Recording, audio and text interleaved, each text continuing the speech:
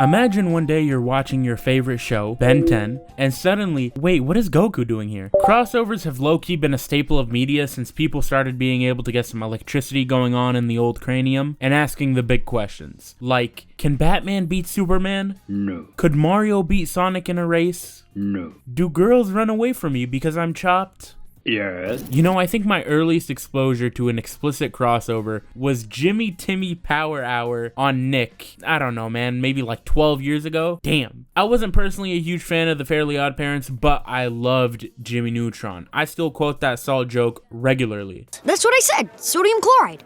Dude. Fuck you, Jimmy. Jimmy Timmy Power Hour is probably one of the most recognizable crossovers just because of the nature of how popular both shows were. And to my knowledge, this was the first time that two popular cartoons had crossed over like this before. There is a not so hidden truth about crossovers though, and it's that they make a stupid amount of money. So once they see how much a crossover makes, they can't help but start spamming that shit every year. I remember when that recent Superman movie came out, there was all this talk about Robert Pattinson's Batman crossing over. Oh my god, bruh. Can we fucking not, please? Is it so hard to just let this guy deal with Brainiac and this guy break the spine of a mentally ill weed dealer? The implicit thing with crossovers is always that when an individual story gets dangerous enough, you start being like, oh, where's Superman? Where's the Justice League? Damn, bitch, is Batman not enough? He's trying his best. The mid to late 2010s were full of these crossovers. And to be honest, man, I'm just so tired of it. Because honestly, none of them were good. Batman vs Superman was garbage.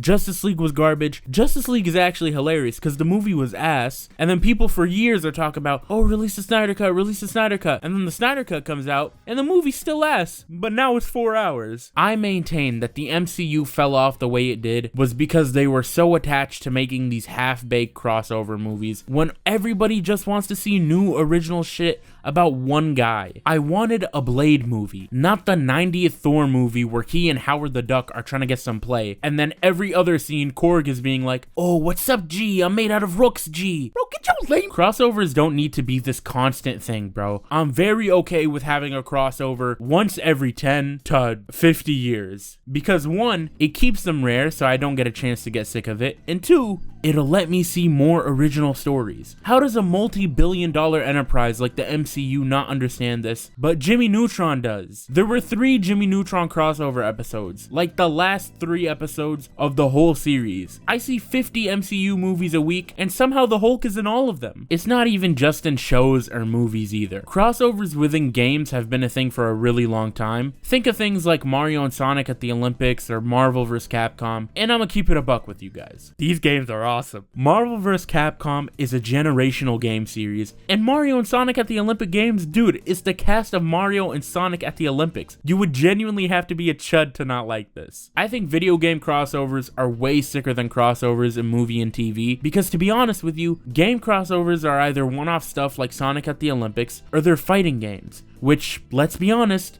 aren't really well known for their storytelling. I don't get on a fighting game to be like, oh man, what a great narrative. No, I get on a fighting game because if I don't, me and my childhood best friend are about to run a 30 outside, and a game of Tekken just hurts less. There's 2 main aspects of game crossovers that I think make them so much more interesting than crossovers in film, for example. The first aspect is the aspect of control. Me actually being able to control the characters in the games I play is actually way more interesting than Iron Man being like, clearly you don't own an air fryer, to whatever character Disney's dartboard landed on that week. And the second is the lack of a story. These crossover games don't really have any story or narrative to care about. It's just using the crossover itself to be the main attraction, which is fine because I'm playing a fighting game or Mario and Sonic at the Kyrgyzstan Olympics or whatever it is. But if I'm watching a movie about a crossover and it's ass, that's it. It can't fall back on anything. We watch shows and movies, whatever, for the narratives. So if there's no narrative, what are we doing here? And that's kind of my issue with non-game crossovers. Like, yeah, it's cool Kite Man and the Condiment King are teaming up. I like that. Who says 2 goats cannot coexist? But I still want a reason to buy a ticket and go to a movie theater and watch that. I need something more than just, these two guys never hang out. Guess what they're doing in August at a movie theater near you? Like, that's really how crossovers get pitched. And I think I came to this conclusion once I saw the Martha scene in Batman v Superman. That movie could have been so cool, but honestly, while I was watching it, I felt that everyone who worked on that movie should never see daylight again. Crossovers are such a common thing now. It feels like every other day there's some new crossover being announced. Like, damn, am I about to get jumped? Why is there so many of you? I honestly think that the best approach to a crossover in the modern era is to not do them, or to take the bite out of it entirely by lowering the stakes the same way that games do. Like the video, subscribe, hype the video if you're on mobile, comment down below your favorite crossover. No, it cannot be when your parents and the divorce lawyers crossed over. Okay, bye.